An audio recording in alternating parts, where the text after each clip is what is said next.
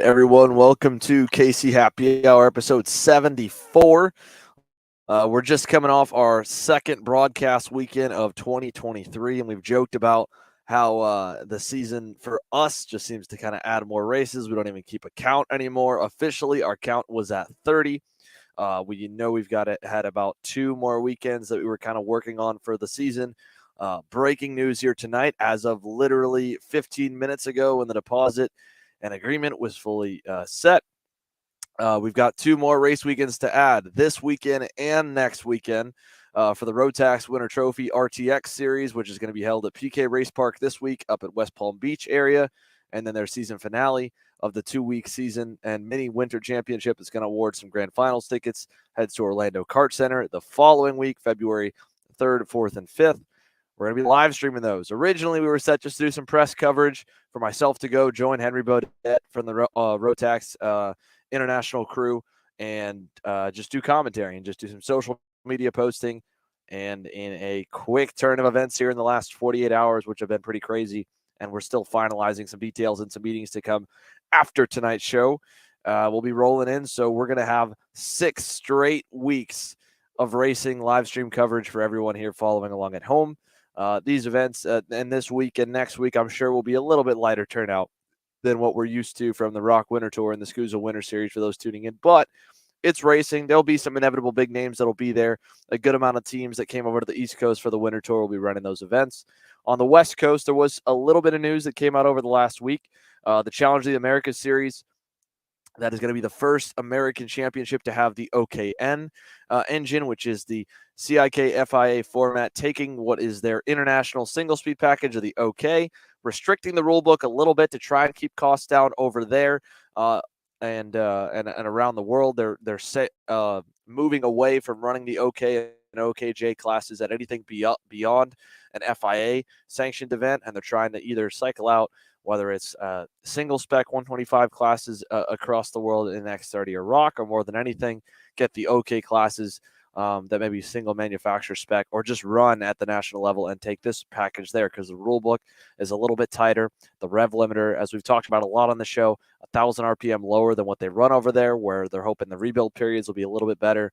And it's an engine that's about 6 to 7, going on year 7 of homologation with no changes. So you would imagine that the progression of where the engine builders can find time has just about kind of come to a close. So the first series of the 2 in the U.S. that are trying out this format is the Challenge of the Americas Series, and then the Stars Championship Series will be the series that'll run it through the summer.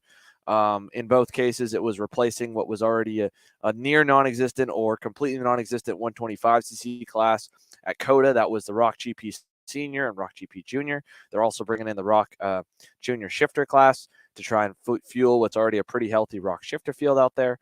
And then OKN replaces the Rock GP Senior. And then at the Stars Series, it did have X30 in the first 2 years, or first year and a quarter really under its sanctioning, but then 2021 and then all of 2022, it just made more sense to kind of send guys the way of KA. It was burgeoning onto the scene as a national championship, but didn't have the near level of prestige of the SCUSA Pro Tour USPKS Series, so it wasn't attracting that X30 draw that those series get. Now this year tries this alternate option and seems to have a good amount of buzz around it on both sides of the country. So they said on Facebook that there's at least 8 confirmed entries. They're taking away late fees here for this first round, and because there's still a little bit of time for some of the manufacturers, I think Vortex is still trying to get some of their engines into the States. TM only got their shipment like a week ago over to PSL, and we're only getting 20 at a time or so because they're still coming out in production. So they made the class a non-championship class, non-points paying, race to race, taking away the late fees for the first round. Again, seems like good amount of buzz over there. There'll be some big names running that division. One of the drivers we have coming on our show later on tonight, Blake Nash, has got a good amount of testing on it, so we could pick his brain a little bit to see, what he thinks, because I'm pretty sure he's able to get some test laps in one, or at least maybe an OK engine that the Nash Motorsports guys have that I saw that they were testing with. over the winter. He's coming off obviously 2 straight pro national weekends in his sophomore season and had some pretty mixed bag of results, I would say. Overall, I think it was a net good for him and a lot of lessons learned. So we'll chat with him. We'll chat with newly crowned pro national race winner Josh Conker in a crazy, crazy rock shifter event. And so to first break down a little bit over the weekend and to run with me through the rest of the show, I've got KCT members Emory, Lyda here in the studio that'll be joining us, along with Alexander Searle as well. So, boys, we don't have AJ Myers on the show. We don't have Marian Kremers on the show, but both of you guys were there, interviewed them. Alex, let's kick it off with you on your take on the incident, the aftermath. I think that's what everybody wanted to see. I'm not trying to put fireworks on this show, but to give everyone's perspective, we have to talk about it. It's a little bit that went on. So in your eyes there, break down the whole scenario. Oh, wow. Okay, we're starting off hot. Yeah, I mean, the race obviously started out Marian on pole. AJ got the whole shot. And I think from there, I think Marian knew that his early lap pace, at least throughout the weekend in the heats of the pre-final that I noticed, wasn't as strong as AJ's. And I think he knew he had to get back around AJ as soon as possible. But I think he misjudged it completely, in my opinion. Obviously going to turn 7, it's a fast corner, double left-hander. From Marian's perspective, obviously when we talked to him after the race, he said he thought that AJ turned down on him. In my opinion, I think AJ was turning into the corner. Marian was right front to left rear on AJ. To me, that means the move wasn't on personally, and I think it proved it with the result. Obviously, Marian spinning in the corner. If we compare that to what happened in the pre-final, of course, where Marian, with like a few laps to go, passed AJ in the last corner, that move was much more on. It was right front to side pod of AJ in a slower corner. Just a much easier pass. And I think obviously with the pre-final going on, AJ didn't want to have contact. In the final, I think you saw the result of a move that wasn't really on, plus two guys that didn't really want to lose the lead on a track like St. Pete where it's really hard to pass. So yeah, I'm going to have to put the blame, unfortunately, on Marian. Again, not trying to cause any fireworks, but I think Marian misjudged it a little bit. And yeah. Emory, thoughts on both the incident itself and then how things transpired after? Yeah, I think the incident itself is maybe 60% on Marian. Like, I would say he had reason to make the move. Like, he was close enough that it was an attempt that was at least reasonable to make, but at the same time, he didn't get quite close enough to get the pass done. He was not even past AJ's rear wheel. So by that logic, like, AJ had every right to shut the door. I think it's kind of a product of the track. Like, you have a barrier circuit. It's hard to pass in St. Pete. We've seen all weekend that Marian was better kind of in the back half of the track, which is harder to pass at. So it's always going to be sort of that situation where you have to be aggressive to make a pass. I think Marian maybe was a little bit over ambitious in making it, but it was justified. And I think AJ could have maybe left a little bit more room, but also these are two guys that are racing at the top level of the shifter. And in terms of the aftermath, first off, Marian got a penalty, which was justified, but it's also like, I at least understand why it was that. I understand why AJ was upset. Could he have been a little bit more like grounded in his comments? Then yeah, certainly. But at the same time, like, AJ had every right to be upset. I think that the scale line and what followed afterwards, the following days of interaction and whatnot, like, that's something, you can discuss all you want about kind of who is at fault, who is being mature, who is being immature and whatnot. But at the end of the day, it's two competitors.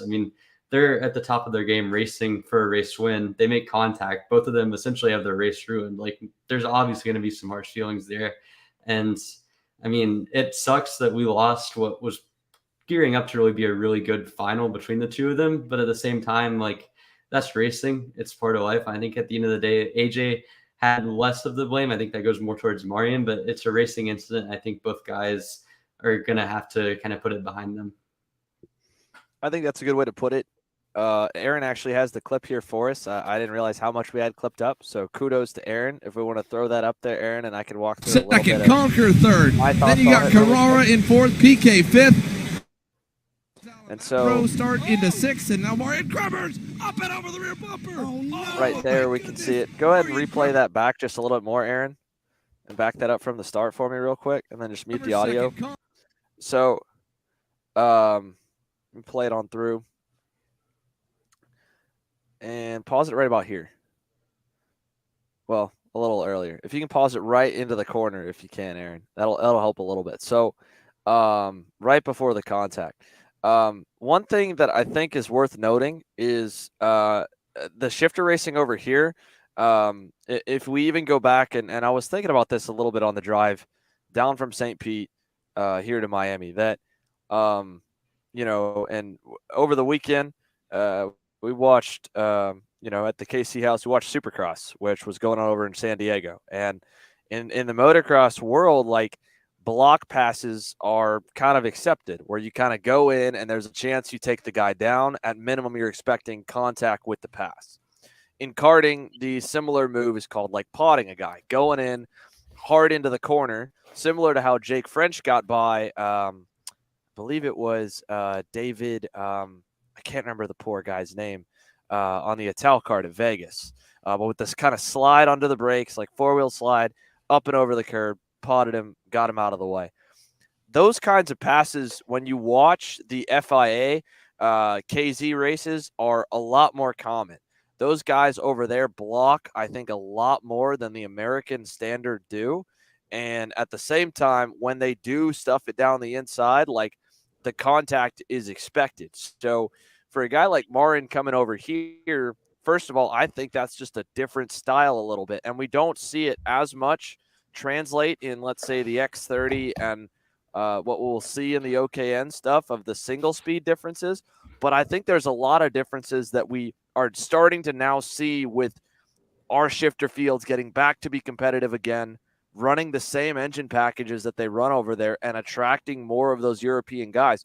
Later in this final, Aaron, I don't know if we have the clip of Giorgio Carrara turning Hunter Pickett, but similar deal. A European factory guy for Lenzo Kart comes over here, dive bombs Hunter in the second half of the double right. We can play this clip a little forward, Aaron, and you could show it to find it. But it's into the final corner. I don't know if we'll show it here, depending on when we switch the angles. It may not. But dive bomb Hunter, and Hunter rightfully closed the door because the guy was at his right rear and he spun Hunter out. Now, I think he got a penalty too. I don't know for sure. I know the Rock Cup official saw it because one of them straight up told me exactly how it happened. I completely whiffed it on the podcast or on the live stream because I was focusing on something else. But point being, Marian's both blocking and then passing, I think, like, culture from running over there, and AJ's from predominantly running over here, I think, is a little bit different. I think without a doubt, when the contact's made in this case, Marin's at fault. AJ closes him off. In Marin's case, this is kind of a desperation heave, and he even admitted, and AJ admitted, that the pre-final pass was a desperation heave. So what you're seeing is really not just the surface storyline stuff, which is a world champion guy coming over here. You could say Marian's expecting to be given wins or given the lane because of his resume. I don't know if he feels that way. I know AJ probably feels like, after the incidents they've had from Utah last year to, Rock Vegas going down the way it did, then to this one, that, like, Marian doesn't respect him on the racetrack, and just Marian can dive bomb him, and AJ's got to get out of the way and turn out of the way, but it won't work the other way around. Like, the respect's not equal. But I don't know if it's so much that. I think it's just as much like over there, dive bomb passes, because they race on high grip racetracks and can come from farther back too, are a lot more accepted, and that side to side contact's a lot more expected because they've had the pushback bumper for a lot longer than we have. We still don't run the pushback bumper in rock shifter races. So here's a look actually at the Carrara Pickett crash. Watch this. I mean, he just gets to his rear bumper and spins him. I mean, I didn't even think he was close enough to pass him, and he tried to get to him. And granted, again, fully on Carrara here, fully on the guy behind. Whenever someone gets spun, it's almost always on the passing guy because he couldn't find a way around the guy in front. And like we said, it's hard to get around, but their racecraft in shifter, it does look differently. It's got small nuanced differences to the way that I've seen guys drive over here. I mean, you have a completely different style if you look at the way Billy Musgrave races. Billy Musgrave holds the outside and crowds guys down more than I've seen out of anybody else. And he's paid for it over time, but that's just how he wants to race. He's not going to back off and give you the corner at the same point. Like, he doesn't expect you to get out of the way if he dive bombs you. And that's a polar opposite theory to the way the European guys drive, where you have guys kind of dive it into the bottom, expect, potting in the center, and so on and so forth. So I think it's just as much the egos clashing, all that, both of them knowing that they're going to need a Superman move if they're in second and the other's in front because of how evenly matched they were and the track was tight.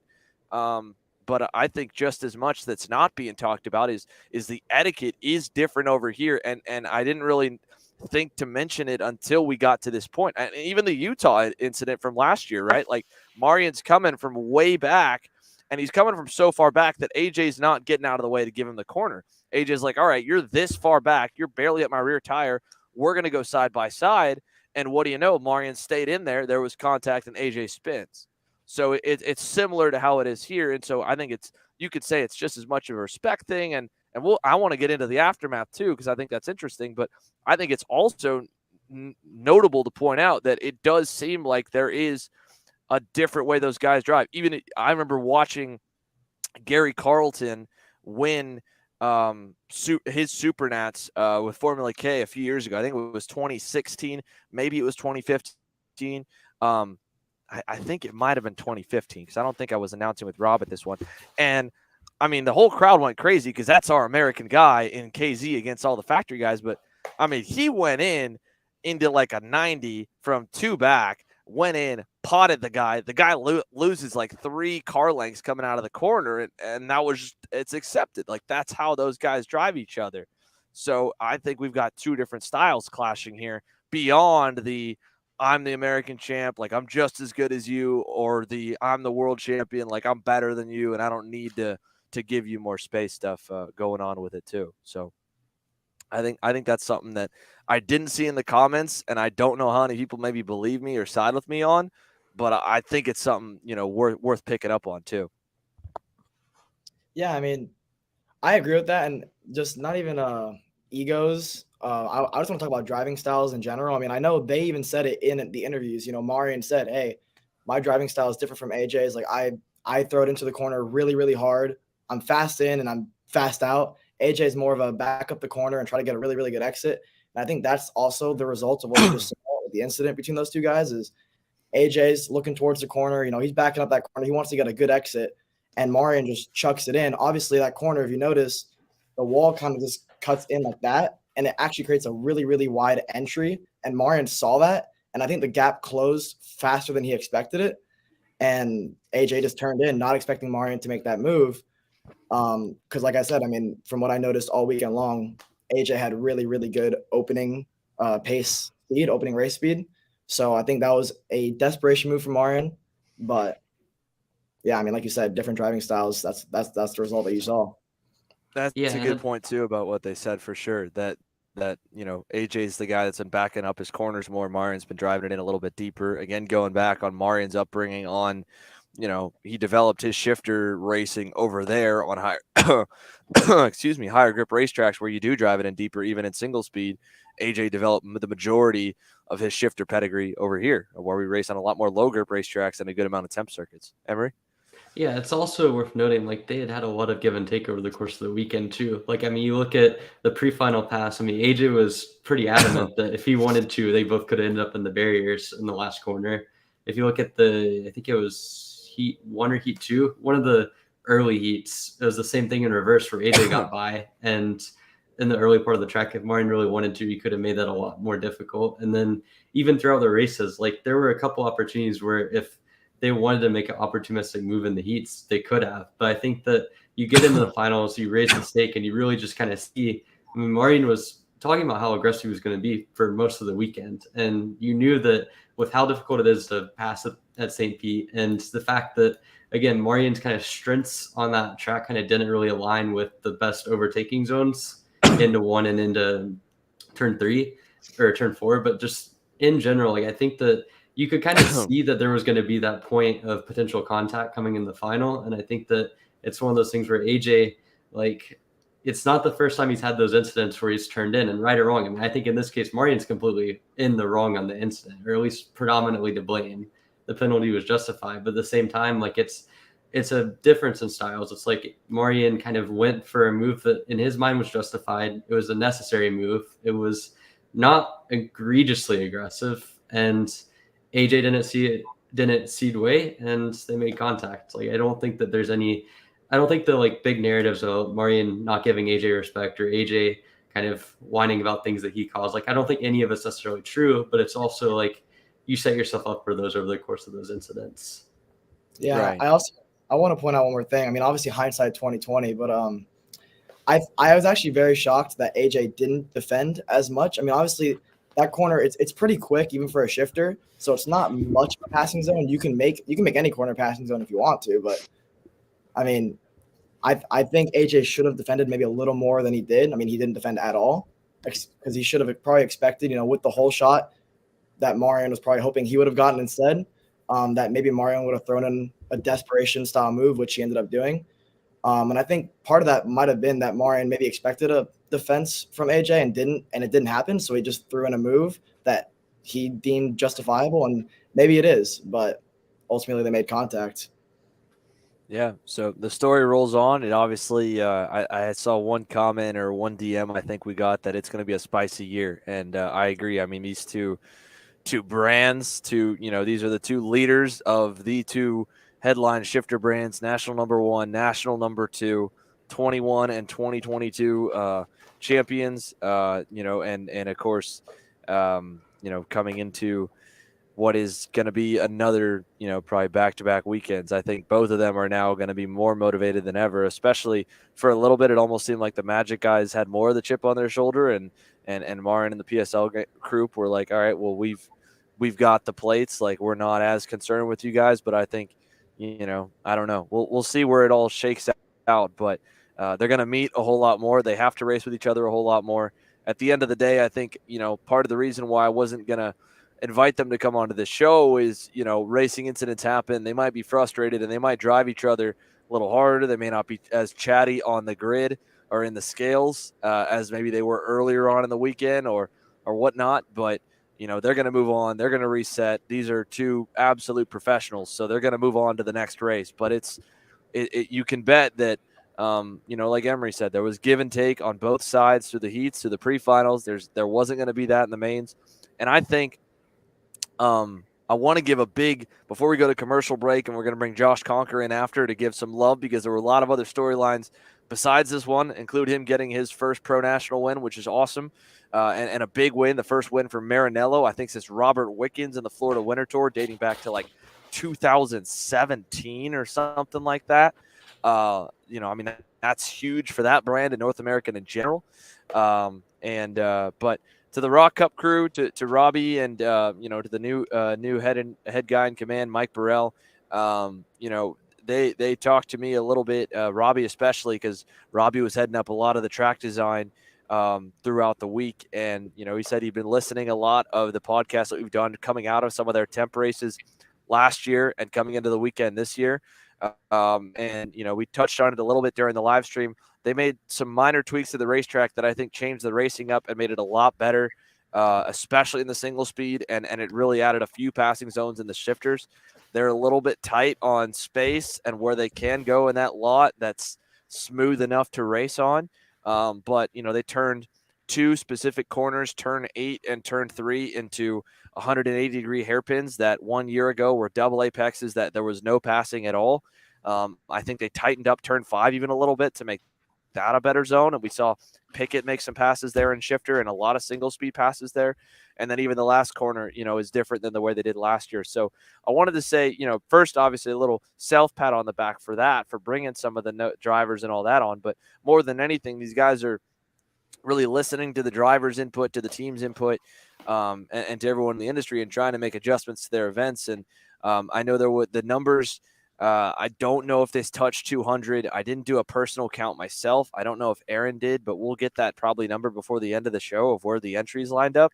But talking to them through the weekend, especially this year, Tropicana Field and the whole Tampa Bay Rays organization is like fully behind, this event and want it to stay and want to put a lot into it, which like it or not, parking lot or not, like having big organizations get behind karting is something that we absolutely need to get our sport further on the roadmap. And, a big kudos to that crew. And one cool thing about Mike Burrell is, this is a guy that's, a spotter in IndyCar and in IMSA. I mean, he has been in those paddocks for a long, long time, and he knows just as much as he's been around karting for a while, how silly we kind of look fighting with each other over so many entries and so on and so forth. So to have him in is kind of a fresh set of eyes, and it's going to take some transition period. There's a lot that he's stepping into. Garrett Potter did, handled a lot at the Rock Cup side at those events, and it's super hard to just pull off any temporary race period. But before we go and have everyone show up, I wouldn't say boycott, but turn our heads and our noses up at events like this. Like, we should understand events like this. Even talking to Mike about the USAC Elkhart Grand Prix that happens each year on the weekend of the SCUSA Pro Tour. I mean, that is a fully funded race because of the sponsorship money they have from the companies inside the city, to the point that the entry fee is literally your tire bill. One set of tires, free entry, free second class entry, free pit passes. I mean, that's the stuff that we've been pushing for 2 years on this show and with our brand and everything. And even at this event, hearing that this big multi-million dollar, a 7, or I guess I'd say 8-figure organization is willing to put some backing behind it. We shouldn't just turn away. There's no question the track was tight. And from an entertainment standpoint, I like putting the drivers in a weird box sometimes and making them squirm. And I think we saw that this weekend in shifter and in a lot of classes, and it gave us still some entertaining racing. So in any case, I wanted to give a little shout out there. We're going to go to commercial now. When we come back after the break, Josh Conker joins us. We got to celebrate with him, see what he celebrated Sunday night, because he definitely had a lot to in that whole Marinello crew. So stick with us, guys. KC Happy Hour. I'll be right back. Kart Store USA is a kart parts supplier that racers and retailers can count on when they need reliable advice and service. We focus on servicing all racers with honesty and pride while maintaining customer satisfaction. We carry a full stock of Kart Republic and Tony Kart chassis, as well as IAMI and Vortex Rock engines. We've also got a host of other parts available and in stock, such as products from Rev Performance Materials, Jecco Racing Seats, and more. We have a 100% satisfaction guarantee, and on top of that, if your order exceeds $200, shipping is on us. Check out all we have to offer today by visiting us online at kartstore-usa.com. At New Gen Motorsport, we're committed to using our 10-plus years of experience and knowledge to help grow the sport of karting from the bottom up. Our goal is to make karting more accessible to the average person, lessening the financial burden of getting started, and making the learning curve as small as possible. Our passion is training and developing drivers, mechanics, and engineers to not only be the best they can be in karting, but also for careers in the much larger world of professional motorsports. A strong foundation makes building bigger easier. Let us be that foundation for your karting and motorsports career. Be part of the new generation of motorsport. Contact us today to schedule your test day, arrive and drive race event, or to inquire about how we can help get you started in your own new gen racing kart. Don't settle for a national engine builder. Take care of yourself with an international one. SRP Engines is a global industry leader in engine services, specializing in engine formulas such as KZ, OK, OKJ, and Mini 60. SRP Engines is the engine of choice for Magic Kart USA and helped power North America's #1 ranked pro shifter driver AJ Myers to the 2021 SuperKarts USA Pro Tour National Championship. SRP Engines can also service any spec engine class of your choice, including IAMI and ROC divisions. However, if you're looking for the absolute choice when it comes to KZ shifter engines, there is nobody better. For more information, contact Amr Sanada at srp-engines.com. KC Happy Hour is proudly presented by the Rock Sonoma Karting Championship, presented by Cameron Race Promotions, the most competitive Northern California karting series. Featuring a 2-day format with practice on Saturday and racing on Sunday, multiple track configurations, and a massive prize structure including tickets to Rock Vegas, race car test opportunities, and race rewards. Rock Sonoma is the training ground of multiple national karting champions each year and race car champions as well. Featuring a full Rock Cup USA class structure with each race weekend streamed live via YouTube It's a series you cannot miss. For more info, check us out online at zanzarukarting.com. All right, guys, welcome back to the studio. So we've got myself, Emory, Lyda, Alexander, Searle here, and we now have Pro National Florida Winter Tour winner Josh Conker joining us here into the studio. Josh, how are you doing, my man? Are you safe back up in the Great White North? Yeah, Xander, I'm doing well. Thank you guys for having me. Well, we're stoked to have you, man. We talked to you a lot throughout the weekend. In a quick synopsis, kind of break it down how this weekend been. I'm sure Sunday had to feel a little bit surreal. Yeah, the weekend went well. We started off with decent pace on the Carlos Racing Engines Maranello chassis. Being under the Magic tent last year with AJ kind of helped. I was able to take a bunch of knowledge from that and apply it to this year. Although there were the 3 corner changes in the track, it definitely helped, and I could definitely build on what we had from last year. So, yeah, coming to the weekend, we started off really well. Qualified P4. Went P3 in all the heats, and in heat 2 and heat 3, we saw that we found some pace, and I was able to challenge both AJ and Moraine, which was good. Pre-final, we made a change. Didn't work out for us, so we went back the other way for the final. And there was some unfortunate contact, but at the end of the day, it's racing. Sometimes luck's got to go your way, and luck went our way on Sunday. So very thankful that we were able to bring home the win. First pro national win in shifter, so it feels great.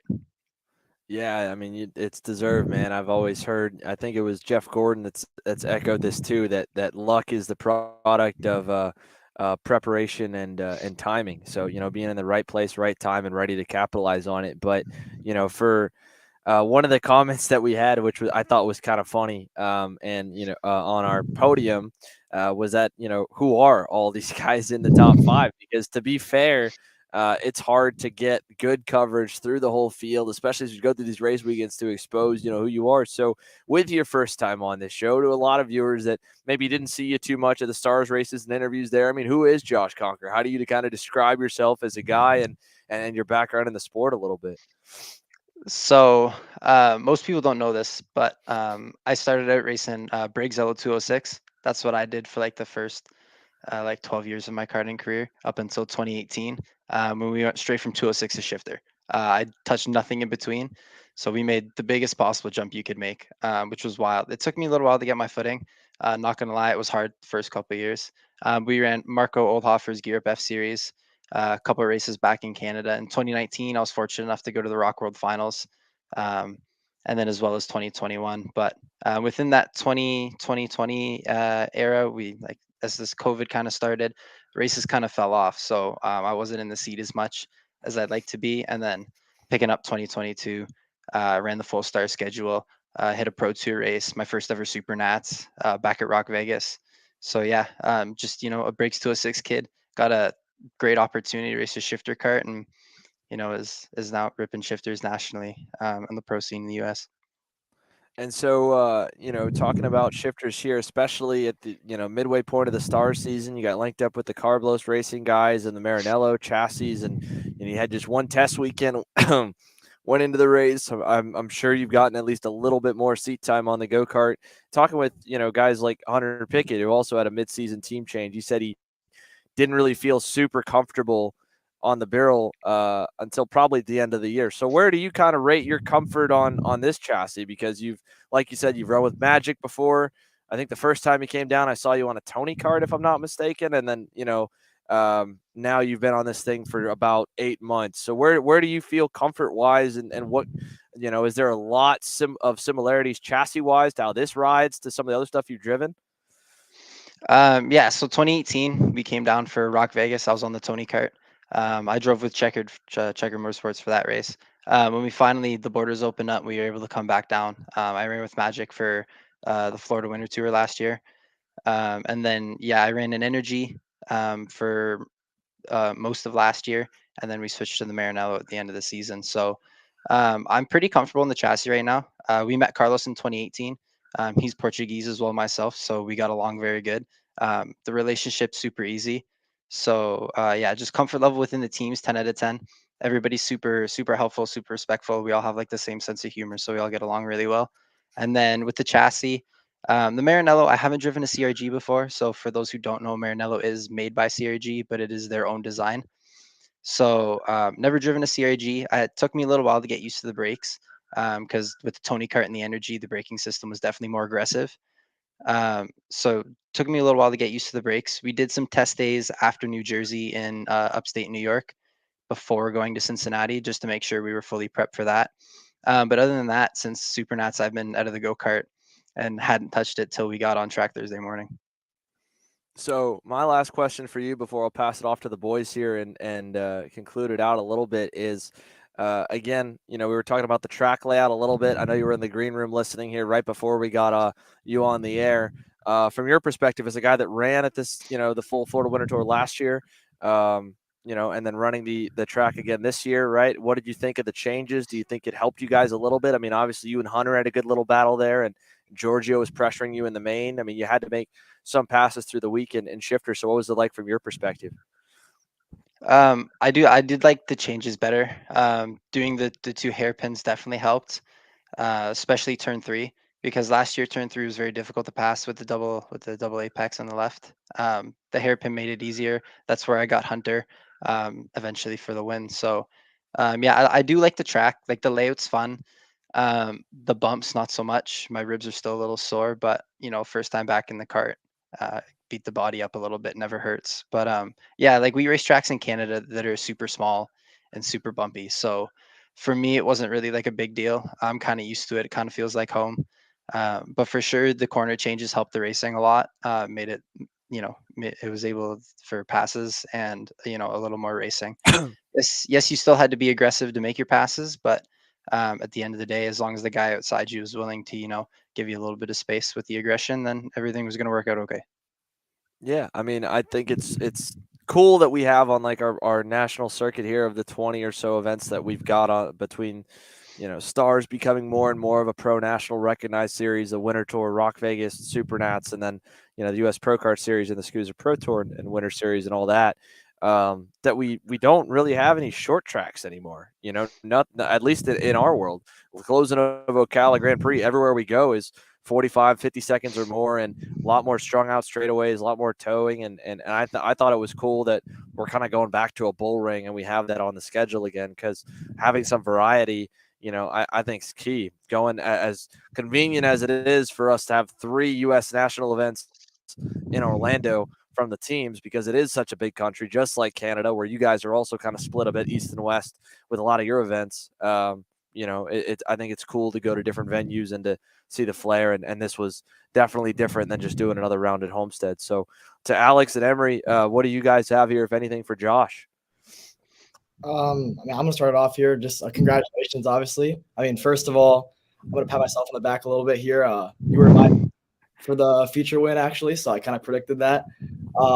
And just I want to give you a lot of credit, actually, because I think with the drama that happened with Marion and AJ, they didn't give you enough credit for how quick you actually were.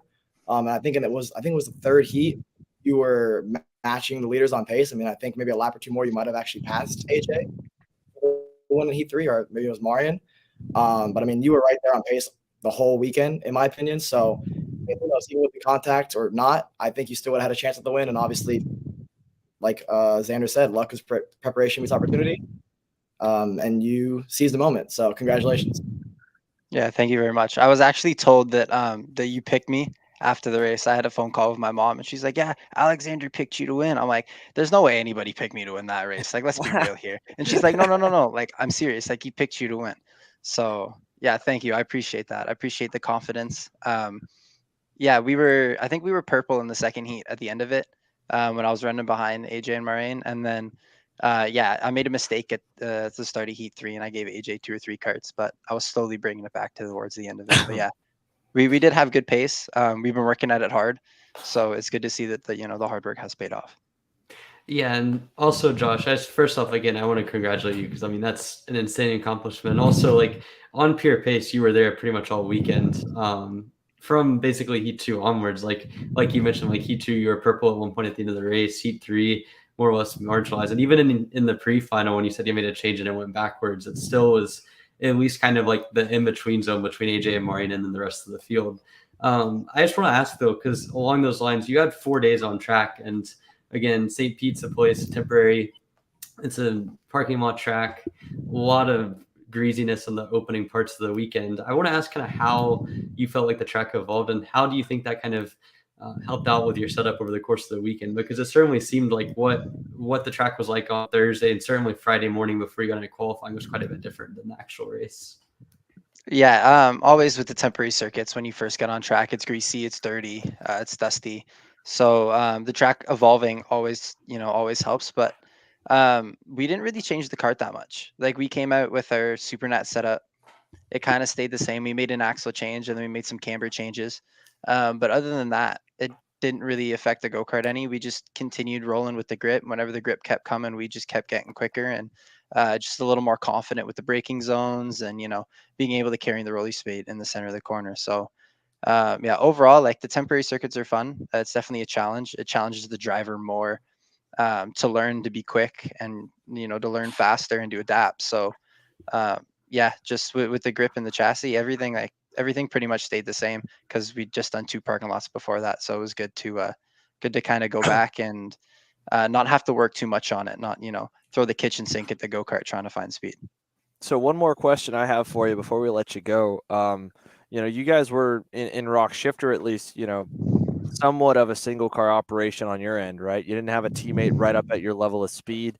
Marian kind of had Hunter get there close by the end of the weekend. AJ didn't really have Annie get, or not. AJ was by himself, full single car too. But from your perspective, right, trying to close the gap to the leaders, like what was that like? What was your kind of tent like in between sessions? Was a lot of you trying to go back over footage and see if you maybe had a lap behind a faster guy to learn from them that you could see? I mean, how were you kind of closing that gap as the weekend went on?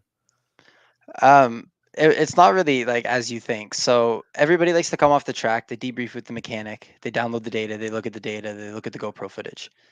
I ran the GoPro for the last 2 sessions along with the visor cam that I have, just for footage to post on Instagram later, because I like posting the hot laps from my visor. But like, I don't do data really. Running Briggs, I never had to do data because, it's a forced cycle. You just kind of put your foot in the gas and find a little more time within yourself. So that's kind of what I do. I go out there, I come off the track, I go, Carlos, like, how far off am I? And he's like, 2 or 3 tenths here, there. And Carlos watches, and then we talk about the chassis, what I like, what I don't like, where we can kind of improve, where I need the improvements. And we really did that off of Heat 1.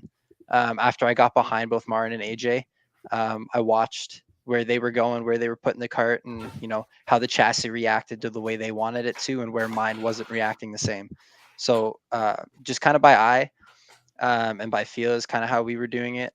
We did do some data at the end of the day after Heat 1, just to see if, there was a little bit of pace I could find. And, Brian Chatfield, my teammate, unfortunately, he had a rough weekend in Shifter Masters, but Brian did the data for me. Carlos we watched the stream back, and we went, okay, Marin's doing this differently, AJ's doing this little differently. You're great in the brakes here, maybe try a little more here. And then we went for a track walk. I literally sat on the track where I was parked, like where my go-kart was, and Carlos stood where he wanted me to be, so that way we could find some time. So yeah, just a little old school, not so much new school, but just good communication and putting our heads together to find the speed. Well, I think that's badass, man. That is so cool to hear, and I appreciate you giving us that little inside look into kind of what your weekend was. So, Josh, we'll let you go here as we get ready for this commercial break. But thanks so much for the time, man. And obviously, we'll be expecting to see you at the next winter tour here coming up. Yeah, I'll be at the next one, and then we'll be at USPKS. Yeah, we'll be in Orlando for all 3 weeks as well. So. Hell yeah. Well, we're looking forward to seeing you more on the season and more on the year. We'll have to make sure we get a good amount of content from you, because you're a national winner now, man. You're one of the boys. So congrats. Thanks for coming. Thank you guys very much. Thanks for having me. You got it. All right, boys and girls, we've got more to come here. We're going to take this quick commercial break. When we come back after the break, Blake Nash will be joining the show here live with us as well. We talk a lot about Pro Shifter and Josh Conker getting a big-time win. Well, Mateus Morgado brought PSL Karting their first pro national win since 2020, nearly 3 years later in the 125 senior class, dating back to Arthur Laced at the Rock Winter Tour finale in Biloxi in March. So a huge win for him, his second ever weekend on the brand. He's not here with us, but we do have Blake Nash, who qualified on the pole, to get his thoughts on the single speed headline class. So that'll be right after the break. Stick with us. We got more coming. Ready to go racing along the Gulf Coast? Karting the Coast is a family-oriented regional series that covers Mississippi and Louisiana. Its 2023 schedule consists of 10 races spread amongst Finish Line Performance Karting in Biloxi, Mississippi, and NOLA Motorsports Park in New Orleans. To find out more, visit coastalkarting.com. From 4-stroke to 100cc to 125cc and beyond, Technokart USA has a winning option for you. Based out of Des Plaines, Illinois, Technokart USA offers both chassis designed to win in all divisions of North American karting and a top-level race support program at the U.S. Pro Kart Series, Route 66 Sprint Series, select Cup Karts North America races, and both the Rock Vegas and SCUSA Super Nationals. Podiums, wins, and championships are waiting for you whenever you're ready to get on a Technokart. For more information, follow us on Facebook at facebook.com/TechnokartUSA. Welcome back here to KC Happy Hour 74. My name is Xander Clements, in here with Emory, Lyda, and Alexander Searle. And joining us now here from the 125 Pro Senior class, Blake Nash, your top qualifier from St. Petersburg, top 5 contender throughout in Homestead. Blake, you're back, I imagine, back home in Cali here for these next couple of weeks. Yep, we're back in Cali, just getting ready for challenge in a couple of weeks, and then swinging back around to Homestead. So what are you slated for COTA? Are you going to be one of the guys on the OKNs? Are you running 100cc again? Where are you at with that for the West Coast swing? Yeah, so it all depends on my budget, what I can put together. But as of now, we're planning to do the OKN stuff. And obviously, it depends if we can get the engine in the U.S. I heard they're having a little bit of a struggle with it. But as of now, we're planning on doing OKN. And what manufacturer would you be? Would you be Vortex, I'm assuming? Yeah. Gotcha. Yep. So Vortex and EOS. So let's go back over the races that we have run and where you're at with that. Going through Homestead, right? I mean, I think, you were coming into the weekend from the outside, for people that hadn't seen you doing too much testing over the winter, maybe projected to be a top 10 kind of guy throughout the week, like hovering in, maybe crack the top 5 in 1 or 2 sessions. And then you look at that Saturday pre-final, you're running right there with Garrison and Norberg and Turney and DeTulio. And then, obviously unfortunate little contact that kind of sent you wide, and then that messed up your Saturday main. And then, Sunday still decent.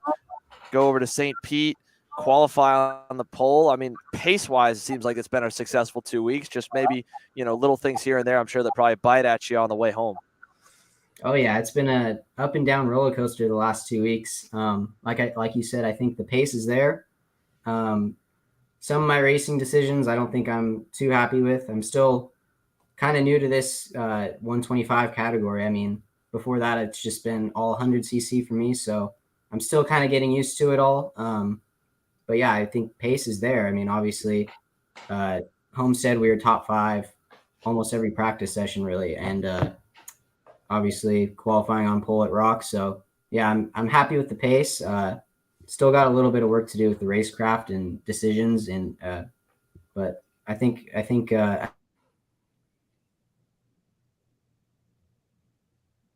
goes on, I think we'll get better.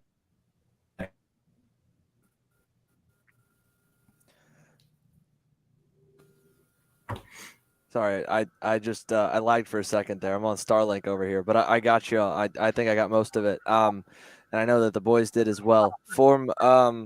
For St. Pete, right? Let's talk decisions there. You qualify pole, and then the first 2 heats, you're just getting jumped off the line. And then not only that, then it seemed like from there on, you were just kind of like blood in the water, just getting eaten up every corner, and you'd end up in 10th before you know it. Like, what were those heats like? And when you kind of walked back to the tent, what was the debrief like? You obviously turned it around in the 3rd final heat and got the jump into 1, but still then kind of got knocked around to the back. So, what was going on in your deal from your perspective on the heats? Yeah, so we just we lost a little bit of grip in the go-kart from qualifying. So throughout the heats, we were just struggling a little bit pace-wise. I mean, it didn't really stop us. After every heat, we were trying to work on the kart to get it better, work on my driving a little bit. Yeah, I mean, throughout that whole week, we were just trying to push hard to try to find that pace that we had. In the pre-final, I think it showed. We went from 11th to 6th. I think we were like top 5 pace. But but yeah, I mean, definitely a tough weekend after qualifying pole and then seeing those heat races. It was a little bit disappointing. But you know, we never gave up in the tent, and I think slowly we found the pace. Sunday's main event didn't go our way either. We still made changes after the pre-final to try to find a little bit more, and just didn't go the way that we planned it. So a little bit disappointing, but I think at our point in time, I think when everything was right, the pace was great.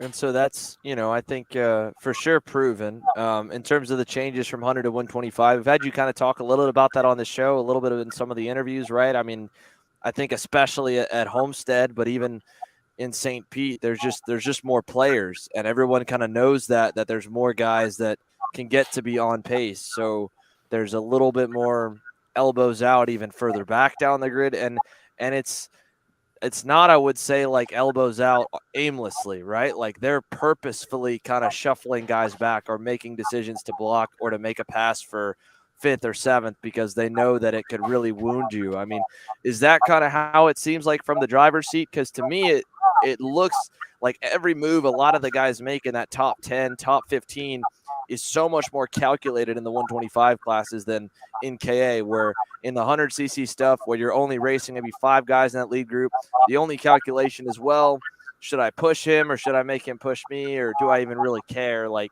because we're so far out and we're probably not going to get caught. I mean, what's that transition and how you describe it to some of the other guys? Because you got, juniors and minis in Nash coming up to senior, even some 100cc people that we'll see, I'm sure, at the Pro Tour that are looking to you and being like, well, what's it like? Like, what is so different beyond the horsepower change? Yeah, so 100cc is it's more like you're more likely to be able to find like a teammate that's not necessarily on your team out there. There's a lot more like long-term thinking, I would want to say, and the fact that like if you get past, you might be able to hook up with the guy and push forward. X30 is a lot more like how can you pass them to where you can screw them over enough to where they can't fight you back. And that's kind of what you're seeing in that mid pack. What I got faced with in Homestead and Rock was, when they pass me, they're trying to drive me out and make it to where the next group behind me passes me. And I mean, you're not really seeing that too much in 100cc, a little bit in the front pack, but X30, you see that from, anywhere from first to 20th. Just people trying to mess you up as much as they can with the passes and put their head down and go forward. So definitely more aggressive. And remind me if I'm wrong. I know that you hadn't run all the rounds at Homestead last year because this was your first time running with the different curbs. Were you at St. Pete last year when we visited this layout a year ago or 2 years ago? Yeah, I was at St. Pete in the Rock stuff last year. Right. So, from the single speed side, talking about the minor track changes they made, tightening turn 3 up, tightening turn 8 up, adding that dog leg, even changing a little bit, it seemed like, with the last corner in the last sector. Like, how was that for you guys? It seemed like the racing was pretty good throughout the weekend. Unfortunate for Louis on that one pre-final start, but it wasn't as, I think, over the head dirty like last year where we saw Morgado and Ramos run into the wall off the front row, and it seemed like there was a good amount of places to race and pass. Yeah, for sure. With they turn 3 and turn 8 into more like hairpin like corners. Last year it was all double apexes and very hard to pass in those sections. I think with it more tight, definitely had to use the brake more, and it just opened up an opportunity for passing in both those corners. Yeah, I think the racing was a lot better now than it was last year. Definitely less contact in my opinion. But yeah, I think the changes that they made definitely helped the racing. And did you feel the bumps as much as you did last year? Because obviously that's one of the rougher street circuits we go to. Yeah, so I think it's turns 6 and 7, that infield S. The bump there was still pretty gnarly, just like last year. In the back section after turn 8, the long right, still pretty bumpy there. Overall, the track was pretty bumpy. Last year, I think I struggled with it more. Like my ribs were sore, I think, for a month after last year. But this year, I think it was more manageable with the changes that they made for whatever reason. I think turn 1 last year was more bumpy. This year, it felt a little bit more smooth, unless obviously you went offline and went into the bumps. But yeah, I think the changes that they made this year were better for racing. And I think overall the track was a little bit smoother. And yeah. Alex, you got anything here for Blake? I mean, yeah, he answered a lot of the questions that I was going to say, but I'm just going to reiterate the things that I heard. I mean, first, really impressed with his race. Ultimately, the past few weeks, obviously, Homestead, top 5 for the weekend. I think, obviously, in the final, I think he had a bit of a wake-up call, and these guys are it's pass or P-pass. I mean, obviously, you were in a comparison, Nord, I mean, he's really top quality guy. And I think we saw it really with like a guy like Nord getting past like crazy in the final, is being pushed off the back, and I think that's what happened to you as well. But again, really, really impressed. Rock obviously getting pole, really. And then, like Xander kind of said, you know push around a bit. The wake up call, how these guys race, and I think you've learned obviously in the pre-final, like you said, like sixth. We didn't go your way, but I'm really impressed with these past 2. I know you're going to continue to improve, and I expect obviously a 20 class. So yeah. Thank you. I appreciate it. And Emory, over to you. Anything else here for our podium finisher, pole award winner? Now, this is pole number 2, right? That was over the weekend on the career so far. Oh yeah. So pole number 1 was last year at Pro Tour round 6. So right. Yeah, first off, I mean, I just want to say congrats on the pole in St. Pete. And I mean, I think in Homestead, like the pace you had really both days, especially on Saturday, though, was extremely impressive. But again, just like Xander reiterated, like kind of the transition to 100cc to 125, like, I mean, you're compared to some of the guys you're racing against at Homestead in particular. I mean, you've got DeTulio up there, you've got Joe Turney, you've got Ryan Norberg.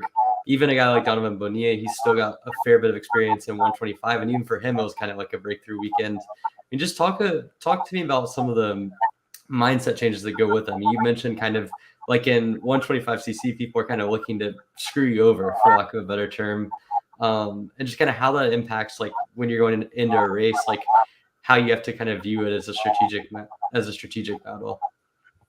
Yeah, I mean, you gotta kind of think of the long term in the race. You don't want to get stuck in a battle for 10th or 13th. If someone's really passing you aggressively, sometimes it's honestly better to just let them battle and let them mess up to where you can get back by. And I think that's kind of where I struggle with a bit. And Sunday at Homestead, I got stuck in a dogfight where my teammate Louis was able to get through, and I kind of got stuck. So like I said, I still got a lot of learning to do. And I'm hoping by the time Pro Tour rolls around, I should be able to be further up in the pack and have a better understanding of how it races or how they race. I mean, with every race, there's always a learning experience, no matter who you are. I'm sure even Norberg's learning something. Even throughout all the years he's been racing, I'm sure he picks up something. So yeah, I still got a lot of learning to do, but I'm looking forward to it. Yeah. Also, one more thing. Go ahead, Emory. Yeah. One more thing. How does having someone like Louis under the tent running X30, kind of with all the experience he has, all the success he has, how do you think that helps kind of both you as a driver and also you guys as team and development when it comes to later on in the year? Oh yeah, Louis is a great teammate. He's probably one of the best I've ever had, honestly, if not the best. And he's got so much experience. I think I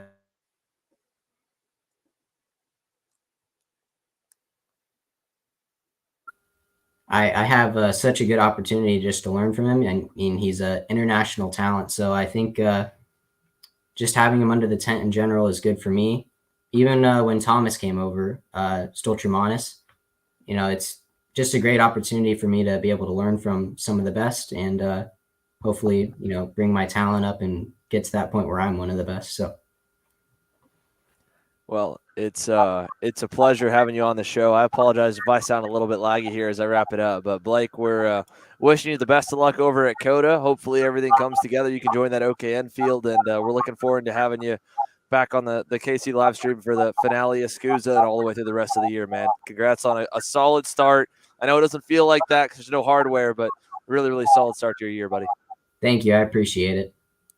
All right, so Blake Nash wrapping up here. We'll let him hop over to the green room and wrap up the show, Aaron, and we'll focus a little bit on the last wrap-ups of the weekend. So, the last bit, obviously, I think I wanted to address a little bit, and hopefully I don't lag too much as I say it, but to the point that we've seen. I mean, St. Pete has now given us 2 years in a row of crazy incidents at this race because it's so much close quarters racing. Last year, the storyline coming out of the event, David Greco and Gianno Torino throwing hands in the scale line, and now this year, AJ and Marin, and I wanted to address a little bit kind of to the people about where we stand with a lot of that stuff, and I don't know if I've ever said it publicly. I think I've commented it on a few of the posts of some of the drama that comes out, and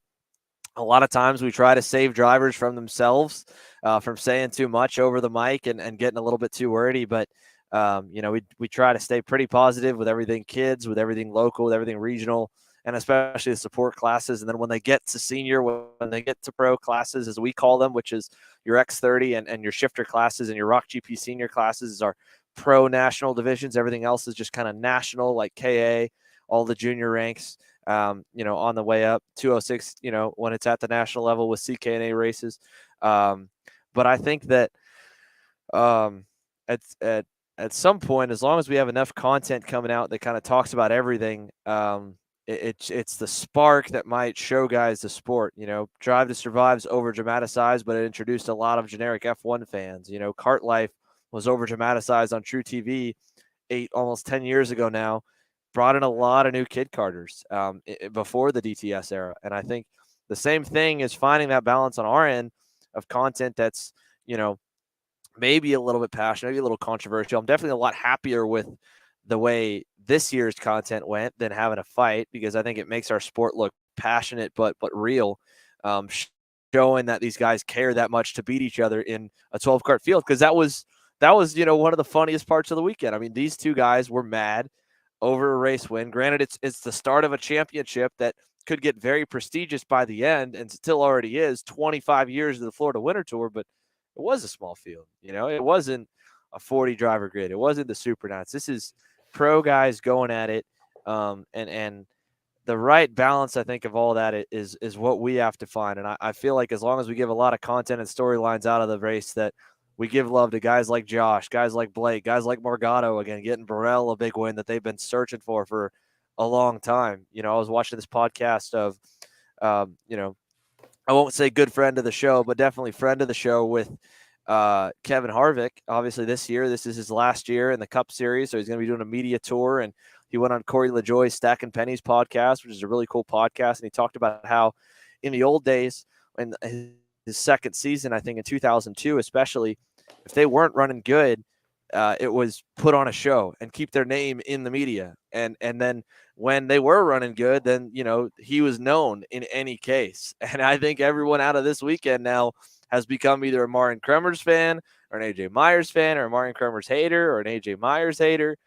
And that's just going to bring eyeballs to the next time these guys hit the racetrack. That rivalry of James Stewart and Chad Reed is what built Supercross. The rivalry of what Jeff Gordon and Dale Earnhardt built NASCAR. And I'm not saying we're anywhere near that, but if we want to get anywhere close to it, we have to capitalize on that stuff when it's fair and when it shows a little bit of the story and the racing going on. And it's not something we get asked a lot of why we don't push a little more in the kids classes, because I would not feel comfortable doing that with someone's 8-year-old or 12-year-old. Or it's even unfortunate that we have to have the age where we are to get full fields of 15 and 16 running senior, because I feel like there's still a lot of maturity there. You think back to Tulio's incident in his first ever senior race and some other issues we've seen with that. But that's an expectation I think that comes now with running in senior. And, you see, I think it's starting to change a little bit. People respect going up to that more. Jorge Ortiz talking with his dad and that kid. I mean,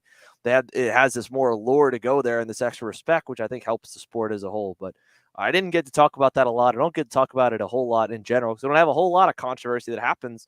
When it does happen, it's good story and it's a right idea to handle it. Some people wanted us to bring AJ and Marin on and just have them go at each other on this show. And we're not trying to be like the old, I don't know what CNN's show Crossfire. I'm not trying to just bring two polar opposite guys and have them scream at each other. And they're going to be professionals about it. And they always are. Going back to Utah, they shook hands after the second day of racing because they went out and raced each other clean the whole day. So there's a balance to it all.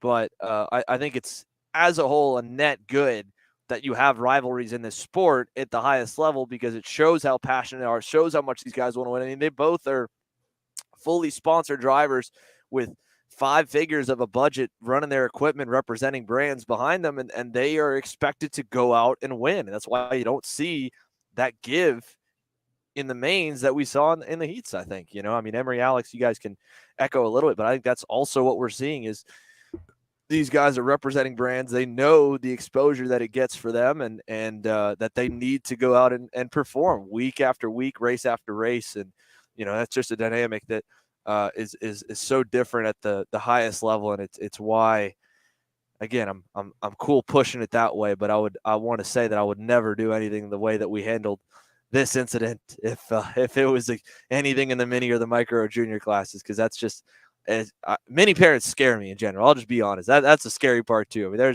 there are some people that will get riled up about stuff for sure. Yeah, I mean, I wouldn't say that this is the pinnacle of car racing and what car racing should be. I mean, you don't want to have the two top guys taking each other out every single main, but at the same time, there is some spectacle to it of just like this weekend was Marin and AJ every session going at it, like within a 1/10 of the second every single time. Like there weren't really any sessions where one of them walked away from the other one. And it all culminated in a final, a whole lot of anticipation. You had good racing throughout the weekend. And then the final, it was a move, a lot of intensity involved. Marian still won't admit if it was his fault. AJ obviously has his mindset on it. Like this stuff creates discussion. It creates buzz. It's two guys that are at the top of their game. I mean, AJ Myers, we've seen for years what a legend he is in shifter in general, but especially on temporary circuits. You don't need to introduce Marian Kremers and all of the prestige he has. Like these are two of the best representatives for karting in the US. And we just had a weekend where they went full on against each other head to head and it ended up in tears. And that's going to happen sometimes, but it wasn't a lack of passion. It was something where both guys put everything on the line, really at a race where, quite honestly, like this wasn't Super Nats. This wasn't a Pro Tour race with 45 karts in it. This was a 12 kart field at a track that, to be honest with you, there was some skepticism on it and it put on a show. And I think, like, again, you wouldn't want to have this every single weekend, but you had such a good dynamic between the two of them all weekend long and such a good battle. And there's going to be discussions about it all the way up until the next races and beyond. And it's good for the sport of karting to have two guys at the top of their game that kind of have different styles, have different ways of marketing themselves, of talking about themselves and about kind of going about their business racing. It's good to have that difference, but also two guys at the top of their game fighting. And if it ends up in tears occasionally, that's going to happen. But I think we learned a lot about both of them, about just how intense the fight's going to be this year. And I'm excited to see it going forward. Yeah, I mean, I don't think I could have worded that any better, Emory. But yeah, I mean, like you said, Xander, obviously it's like, you don't like to show all the drama all the time, maybe, but it's good for the sport. I mean, it's good for, obviously the goal of kart chaser. We want to get more eyes to karting, and what better than, to have a world champion and a guy like AJ Myers, who honestly, in my opinion, is world champion material, going at it heat by heat, pre-final, like you said, Emory, 1-2, whichever way it went, and obviously in the final ended up in tears. And then Xander, like you said, obviously, I mean, how cool is it that, a track like St. Pete, that maybe people were unsure about the track. In the last 2 years, we've had some fireworks, last year in the Rock Senior, this year in the Shaper class. I mean, I think it's comparable to tracks like, Baku and, Monaco, even Nashville for IndyCar, tracks that maybe people, say, oh, should we still be there? And then every year it delivers. And I think this year St. Pete delivered with the drama that we saw. And I mean, even in senior, we got some really, really good racing. Obviously, Morgado kind of walked away with it at the end, but it was just awesome racing all weekend long. And I mean, like Emory said, obviously, this is good for the sport. I think having a guy like Morgado and Burrell maybe back in the mix, maybe even for Scusa, hopefully in the coming weeks, that'd be good. Maybe put a challenge to Norberg and Turney. So I'm just excited to see what comes up this year in karting. Yeah, I mean, we're lucky to have the time of year where we get. I was excited to hear from Joe Turney in the Kart Republic camp that I think he's slated for more American races than just the Winter Series in Vegas this year. So to have another top level guy here, Louis Westover is slated for what should be a full American season 2 with Nash to join Blake at all those races. I know Stolzermanis is probably. I don't even know if we'll get to see him at the second SCUSA race. Energy's got him as kind of their main guy on single speed, so he may not come back for a lot of stuff this year, probably till Vegas again. Evan Gilter, the winner for Vegas last year, is over running F4 this season, which is awesome for him, but it goes both ways, right? We have, our own internal top guys, Marian Kremers, AJ Myers. I mean, AJ's got a full-time 9 to 5 that, is his career, but he's still here, building this up and will race as long as he's probably competitive and probably long after that into Masters whenever he feels like it, because he's, a racer at heart. Danny Formal is racing the 24 Hours of Daytona this weekend, and he's supposed to be on the USPKS Orlando KZ entry list, which and after this, we hear Josh Conker is going to be there. So that's exciting. And then on the flip side, you have this bigger platform that makes it that much easier for kids like Jeremy Fletcher, for kids like Connor Zilish to perform with us and get them in front of eyes of other racing series and team owners that didn't exist before. We joke a lot at a lot of local races and regional races. There's no talent scouts here. There's none of that. But, at the highest level, we should have that. At Super Nats each year, there is that. And now I think we're starting to see that amplified a little more. And that's just good as a whole for the sport, that if guys can come here and get a better opportunity to go into car racing, where there's obviously a lot more paid drives and realistic career paths, but at the same time, you have more and more of those starting to come through karting. I mean, to hear even that, from Jeremy and Connor's perspective, the amount of coaching opportunities they get of being on this platform versus just racing and winning and just getting a press release after, it makes it more sustainable to justify the cost a little bit. The costs are still outrageous right now, unfortunately. But hopefully, over time with organizations like the Rays, with bigger companies that we've started, getting a little bit of our foot in the door with, and with races like Elkhart, like that's the stuff that we need. So we're in the beginning, the very beginning, I think, of a good spot, and finding that balance of the drama is good. But yeah, I mean, there's, at the end of the day, for guys that want Shifter to come back, Shifter was the peak viewership at Supernats classes. I have a feeling it's going to be the peak viewership right up there with X3125 at a lot of the races this year, just because of the storylines going in. Marian's set for the whole year. And, I know Marian didn't run the first SCUSA race. He kind of wasn't sure. They might put him X30. They might put him Shifter. If we could somehow get Pro Shifter to 20 entries for round 2 and pick up, again, another 5 to 8 guys for that second round in Homestead, you can bet he'll be in that field. And even if not, after this weekend, I have a feeling you might get slated to go drive that car. So that would be cool. It's cool for us. It's cool for the sport. And it's a good stride forward. So to close the show, to everyone watching once again, like I said, this is a last minute deal that I got to hop off and figure out our logistics, because we were not set to go live for another 2 weeks. We are now live for 6 weeks straight in Florida. I'd love to say that we were over the Challenge of the Americas race. I know Andy Saisman was over on the NorCal Carters podcast last night.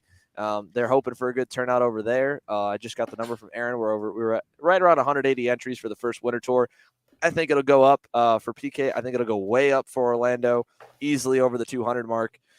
We expect USPKS to be around the 300 mark, Pro Tour to probably be around the 300 mark, with entries for all those races to start the year. So in a good spot, even with the economy where it's at, even with the pricing of everything where it's at, which is far from ideal.